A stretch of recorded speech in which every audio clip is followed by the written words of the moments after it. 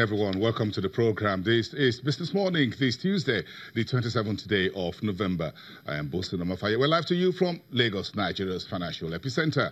Let's get started. Nigeria's Honorable Minister of State for Petroleum Resources, Dr. Ileka, is walking a very tightrope to the year 2019. And the reason is very simple.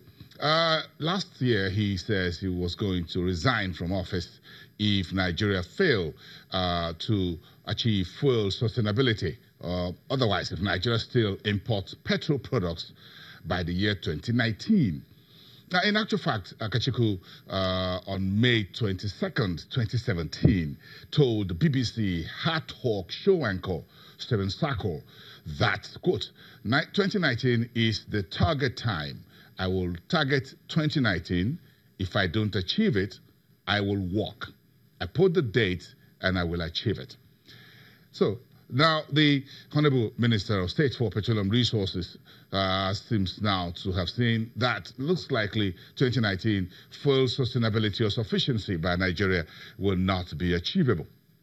So what has been the state of Nigeria's refineries and the oil sector?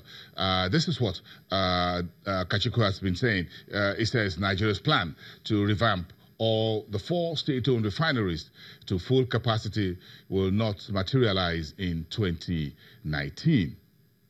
And in this month, earlier this month, on November 8th, this year, Kachiku revealed that third-party financiers, or those who call investors, for the 4 government refineries are yet to commit cash into the refineries 1 year after they did what you call expression of interest.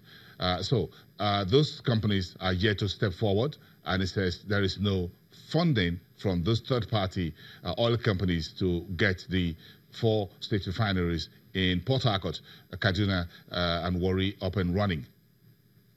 So, 2 days ago, the Honorable Minister also went on to say, or just yesterday, that only 10 out of 40 companies that secured modular refinery licenses have started execution of those projects, and only 3 out of those 10 will likely come on stream by the year 2019. So, where are we at the moment?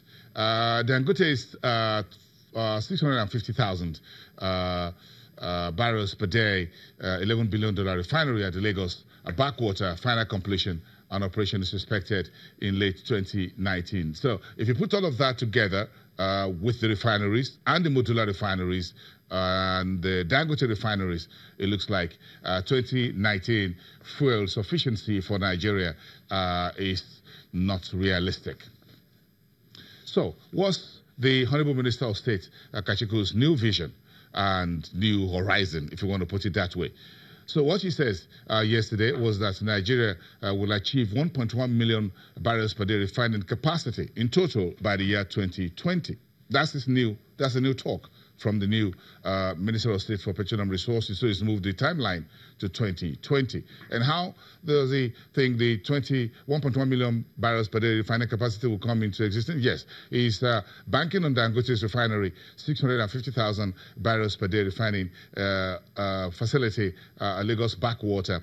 So he thinks 650,000 barrels will come in from there. And the 4 state-owned refineries I mentioned earlier will bring 450,000 barrels per day to the table by the year 2020. Okay, so that gives you 1.1 million barrels per day by the year 2020. But for the 3 modular refineries, the capacity for the 3 not yet determined. So how to get things up and running and working towards the new horizon of the year 2020. The Honorable Minister of State for Petroleum Resources says the board of the NNPC State Corporation will likely meet next week to take low-hanging fruit decisions on investments for the 4 state-owned refining facilities. So let's check with Nigeria's state of fiscal balance. Of course, it's an imbalance if you know what we're talking about. The World Bank yesterday released its biannual economic update on Nigeria and saying that the country's fiscal deficit may widen further in the year 2018 on the pre-election spending and sustained revenue shortfall. The World Bank was quoted as saying that indeed, growth and investment in Nigeria have been negatively impacted by repeated oil price driven by the boom-bust cycles. Oil prices plunged to one-year low of $58.41 barrels per day on Saturday, down nearly 22% on global oversupply and geopolitical rhetoric. All of that ahead of December 6th final meeting of OPEC in 2018. Today, we're seeing oil prices, of course, climbing back. Brent about $60.49 a barrel early today. In the health sector, the House of Representatives House Committee on Health is doing quite a lot to get Nigeria's health sector up and running. So they're planning a two-day public hearing December 11 and 12 before the long holidays, and also asking for memoranda towards a bill for an act to provide legal framework to establish all the federal medical centers across the country. It's going to be a very long two-day as the reps and stakeholders in industry also will discuss the need for a bill to establish Pharmaceutical Technologies and Pharmacy Technicians Regulatory Body of Nigeria.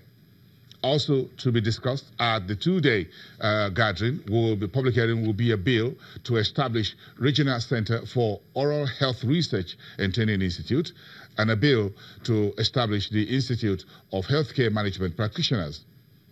And finally, a bill to establish the Allied Dental Health Professionals Council. Quite a very busy 2 days, December 11 and 12, for members of the House of Representatives. I'll put all of that on your business and markets agenda, and let's touch with the stock market, where investors are lounging lazily around on Market Street as politics take the center stage. Check with the market yesterday. The stock exchange was down 0.31%. Now we're down below the 32,000. We lost that. We're now around 31,500. We don't know when we'll get the 32,000 back. And again, of course, the total equity cap is now below the 11.7 trillion. We lost about close to 200 billion over the last few weeks. But if you look at the if you flip that over and you look at the data for the market, that's where you find where the market was in a serious lounging lazily position. 104.86 million. Our daily average is about 250 million shares. Now we sank below that to 104.86 for 1.94 billion naira in less than 3,000 transactions. And checking with the 5 key subsectors of the market, that's bold red for the banking industry. GT Bank was down today. UBA also fell. Nigerian Breweries led the consumer goods to a negative 0.31% reading. Industrial goods, Lafarge Africa lost 1.79%. Owando gave the oil and gas sector 0.12%. Seplat remained unchanged, largely due to market sentiment, despite being the Pearl of the Year award on Sunday. And of course, insurance gained 0.62% because Continental Reinsurance Africa is buying the outstanding shares of Nigerians in the Nigerian market. That's one story I will tell you more about later, so just keep that in the kitty. But the issue around the Nigerian banking sector has to do with innovations in Fintech. So Fintech is the way to go. Let's check in with our studios at the Nigerian Stock Exchange in downtown Lagos, where Chidi Ileka, the head of transactional banking at Union Bank, is standing by to have this very short conversation with us on this particular issue. Let's check in with you, Chidi. Good morning. Welcome to the program. Let's get this started. Where do you think, when we say innovation and fintech in the Nigerian banking industry, some folks say you folks in the banking sector, traditional bankers, may be losing your job, may be on the way out because fintech or technology is here to take your jobs. Are you scared?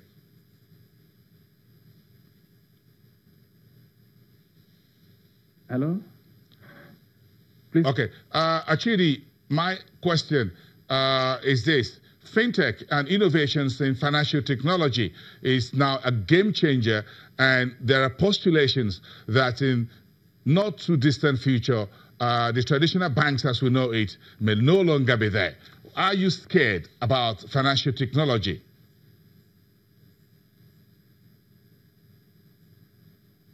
Okay, fintechs, thank you very much. Fintechs are definitely going to have some impact on the way we know banks today. And at the end of the day, I think it's going to end up with some kind of collaboration between fintechs and banks. There will be some disruption. Banks will adapt. Fintechs will take some learnings. And then the two industries, if you like, will have to collaborate before we see the new banking industry as it will emerge. So how quick are you guys on Broad Street preparing for fintech? What are we doing at the moment, and what are the key challenges here?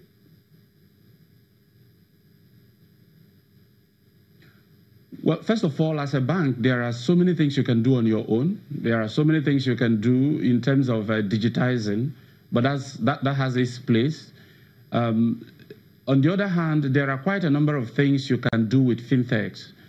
And the challenge is selecting the right fintech and being very clear what you want to do with them, agreeing, because all these things will involve a lot of data sharing, a lot of long-term collaboration. So you pick carefully, you select your projects carefully, and then you create value for your customers. I'm sure you're aware that telecommunication companies are coming to share part of your lunch in the banking industry. For example, mobile banking, telco giant MTN is coming into this space. So how are you folks preparing for this market that is getting a lot bigger and more players coming? Agency banking, for example, is already on our market street.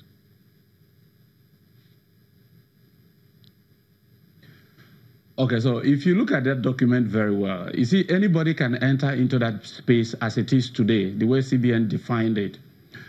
Okay, so I think there is a lot of talk about, some people are going to die and some people are going to live on and all that. But what I think ultimately is that the mobile banking is going to grow. And even though banks may lose a certain portion of the business they do today, there are new businesses that will emerge, and there will be a lot of opportunities for banks to either go into mobile, the settlement banking proposition, or collaborate with telcos. So, would you be collaborating with any telecommunication companies? What's the horizon for your bank, for example? Sorry, take that again. I was asking if you will be doing some collaboration as you see competition coming from not your traditional banking institutions, but from outside the core banking sector. So will you be doing some collaborations? What new things will you be doing, for example?